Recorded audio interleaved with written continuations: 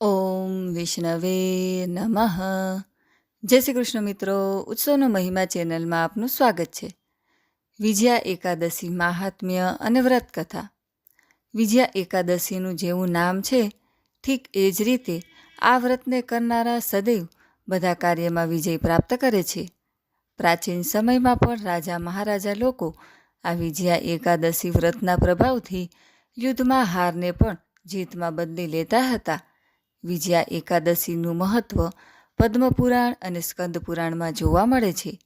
એવી માન્યતા છે કે આ વ્રતને કરવાથી શત્રુઓથી ઘેરાયેલ વ્યક્તિ વિકટ પરિસ્થિતિમાં પણ વિજય સુનિશ્ચિત કરી લે છે. વિજયા એકાદશીનું મહાત્મ્યને ફક્ત સાંભળવા માત્રથી વ્યક્તિના સમસ્ત પાપોનો નાશ થઈ જાય છે.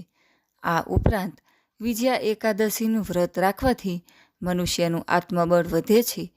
વિજયા એકાદશીનું વ્રત કરનારા વ્યક્તિના જીવનમાં શુભ કર્મોમાં વૃદ્ધિ, કષ્ટોનો નાશ અને બધી મનોકામનાઓની પૂર્તિ થઈ જાય છે. એટલું જ નહીં, વિજયા એકાદશીનું વ્રત જે કોઈ પણ સાચા મનથી રાખે છે તેના પર ભગવાન વિષ્ણુની કૃપા સદૈવ કાયમ રહે છે. વિજયા એકાદશીની વ્રત કથા આ મુજબ છે. ધર્મરાજ યુધિષ્ઠિર બોલ્યા, હે જનાર્દન, મહામાસના કૃષ્ણ પક્ષની એકાદશીનું નામ શું છે? તેની વિધિ કઈ છે? તે કૃપા કરીને કહો. ભગવાન શ્રી કૃષ્ણ બોલ્યા, હે રાજન, મહામાસની કૃષ્ણ પક્ષની એકાદશીનું નામ વિજયા છે. તેના વ્રતના પ્રભાવથી મનુષ્યને વિજય મળે છે. આ વિજયા એકાદશીના પ્રભાવથી અને તેના શ્રવણ પઠનથી સમસ્ત પાપ નષ્ટ થઈ જાય છે. એક સમયે દેવર્ષિ નારદે જગતપિતા બ્રહ્માજીને પૂછ્યું, હે બ્રહ્માજી, તમે મને મહામાસની કૃષ્ણ પક્ષની એકાદશીનું વ્રત વિધાન બતાવો. બ્રહ્માજી બોલ્યા, હે નારદ, વિજયા એકાદશીનું વ્રત પ્રાચીન અને નવા પાપોને નષ્ટ કરનાર છે. ત્રેતા યુગમાં મર્યાદા પુરુષોત્તમ શ્રી રામચંદ્રજીને જ્યારે 14 વર્ષનો વનવાસ થયો ત્યારે તે માતા જાનકીજી અને લક્ષ્મણજી સહિત પંચવટીમાં નિવાસ કરવા લાગ્યા. ત્યારે પાપી રાવણે સીતાજીનું હરણ કર્યું. આથી તેઓ વ્યાકુળ બની સીતાજીની શોધમાં નીકળી પડ્યા. ફરતા ફરતા તેઓ મરણાસન જટાયુની પાસે પહોંચ્યા. જટાયુ પોતાની કથા સંભળાવી સ્વર્ગલોક ચાલ્યો ગયો. થોડા આગળ વધીને શ્રીરામની સુગ્રીવ સાથે મિત્રતા થઈ અને વાલીનો વધ કર્યો.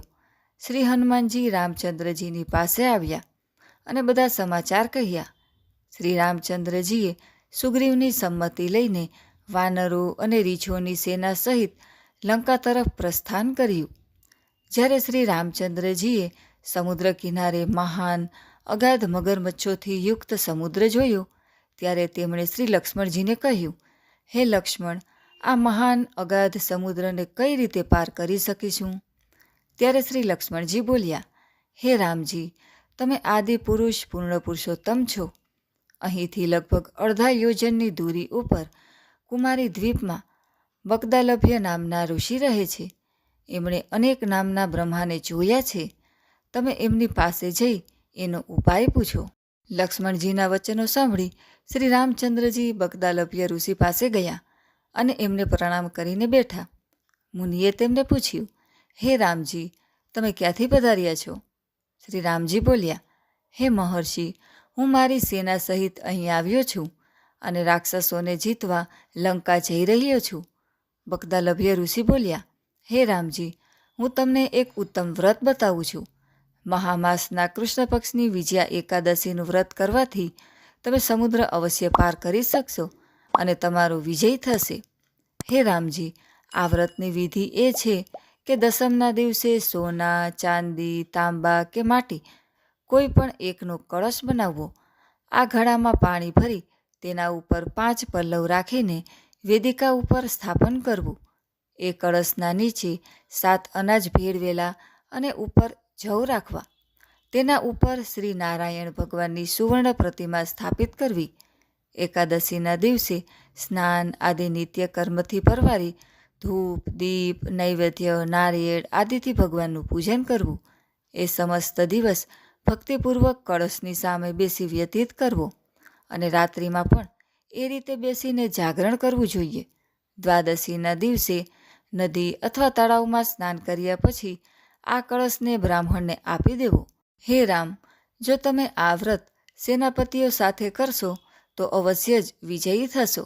શ્રી રામચંદ્રજીએ મુનિ આજ્ઞા અનુસાર વિધિપૂર્વક વિજયા એકાદશીનું વ્રત કર્યું અને તેના પ્રભાવથી દૈત્યોના ઉપર વિજય મેળવ્યો. અતઃ હે રાજન, જે મનુષ્ય આ વ્રતને વિધિપૂર્વક કરશે તેનો બંને લોકમાં વિજય થશે. તો મિત્રો, આજના વિડીયોમાં આપણે વિજયા એકાદશીનું મહાત્મ્ય અને વ્રત કથા વિશે વાત કરી. વિડીયો પસંદ આવે તો લાઇક શેર કરી કોમેન્ટમાં જય શ્રી વિષ્ણુ જરૂરથી લખજો. અને અમારી આ યુટ્યુબ ચેનલ જો તમે પહેલીવાર જોઈ રહ્યા હોય તો સબસ્ક્રાઈબ જરૂરથી કરજો. સર્વે ભક્તોને મારા જય શ્રી કૃષ્ણ.